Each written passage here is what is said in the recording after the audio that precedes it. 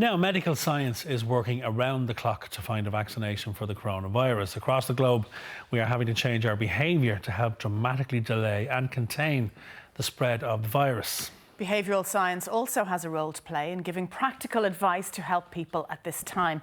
Here to discuss is behavioural analyst Pádraig Walsh. Good morning to you, Pádraig. Morning, You're very welcome. Good morning, Anna. Good morning, Simon. How are you? Good.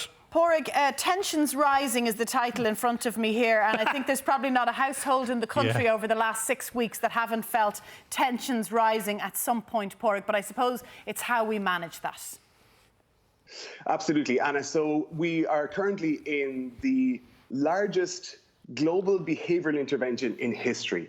So we are all asked to change our behaviours. And if there's one thing we know about changing our behaviours, is that it makes us uncomfortable. So when we feel uncomfortable individually, that's going to cause some tension for us. But if everybody is having to do that, well, then there's going to be lots and lots of discomfort there, and tensions are going to rise.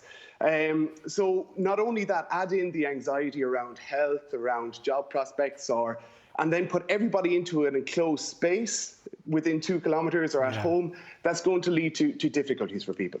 As they say, there's only one thing that annoys people, and that's other people. And as you say, when we're all stuck in a closed space, it causes tension. You say, as one of the tips, is to don't sweat the small stuff, but it's often the small stuff that becomes a trigger, isn't that right?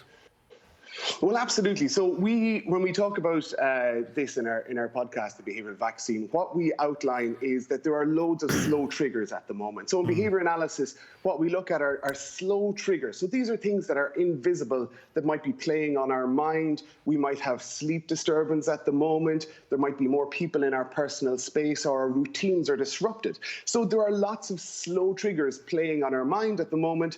And then that can lead to greater tensions occurring. So not stressing the small stuff and recognizing what your own triggers are is really, really important. And actually telling other people how you feel is a really good way to start mitigating against that, because we all fail to tell people how we feel. So rather than actually explaining the emotions that we're feeling, it tends to just come out in a big eruption and a disagreement with somebody, or frustration with them. So that's one of the things. Another one is to look at our own self-care routines. So we are currently in what we call in behaviour analysis a behaviour vacuum.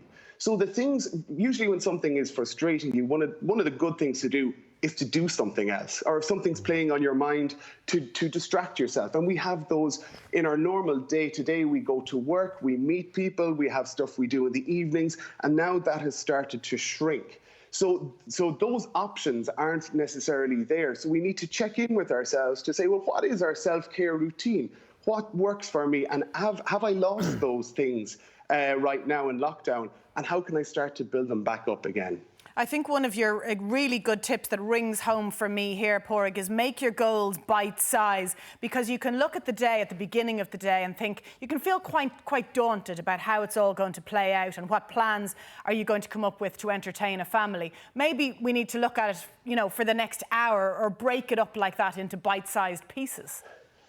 Yeah, so we look at things like procrastination as well, because lots of people at the moment are probably taking on bigger goals for themselves at the moment, and they might be looking to do stuff with the garden, to get fish, to start a project, and we end up putting those things back and procrastinating on them. So breaking those things down into small bite-sized chunks is really, really important, because at the moment we have uncertainty around when is this going to end, what is the deadline for us. So making those goals and actually focusing on the process, on doing the thing rather than hoping for the outcome, is also really a good tip to have at the moment. And Pádraig, we're almost out of time, but you might just tell us about the podcast, how it came about, where it is and what it focuses on. So the behavioural vaccine emerged between myself and my colleague Kate Feeney, who works in organisation behaviour. And we had initially started to look at a podcast just explaining behavioural science in everyday language and looking at everyday occurrences. And next thing, the biggest behavioural intervention of all time crops up. So we decided to focus in on that.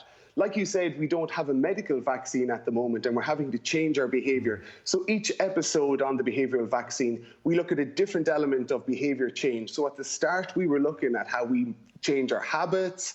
We were looking at how we can build resilience. And now what we're looking at are things like procrastination. We're looking at hope. We're looking at a lot of things. So if you're interested in psychology and how behavioural science is applied to everyday life, it's a good listen. And as you say, Pádraig, it came at the perfect time. Listen, thanks for your time. We appreciate it. Stay safe, Pádraig. Thanks, Pádraig. And you can, of Brilliant. course, find Thanks, the Alan. Behavioural Thanks, Alan. Vaccine podcast on all the usual podcast platforms. Now up next, beauty expert Trina McCarthy is taking us to a luxury spa from the comfort of her own living room. You don't want to miss this. That's up after the break.